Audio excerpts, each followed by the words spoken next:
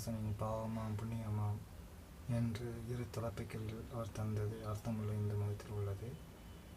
அதில் முதலாவதாக நம் சின்னப்ப தேவரையும்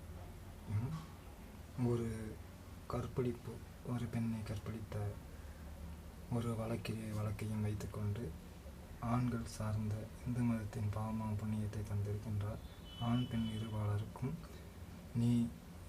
என்ன விலை நிர்ணயிக்கின்றாய், என்ன விலை தருகின்றாய் என்று பொதுவாக வைத்துவிட்டு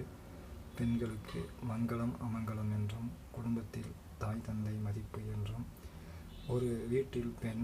சமையல் படிக்கட்டில் செல்கின்ற போது என்ன நினைக்கின்றாள், வாசல் படிக்கட்டில் கடக்கின்ற போது என்ன நினைக்கின்றாள், நாம் உணவு அருந்தும் கூடத்திற்கு வரும்போது என்ன நினைக்கின்றார் என்று பெண்மையின் பெருமையும் தந்து மற்ற மதத்தில் இருந்து தன்னுடைய தகுதிகளை காப்பாற்றிக் கொள்ளும் சில கருத்துக்களையும் நமக்கே தெரியாமல் நம்மை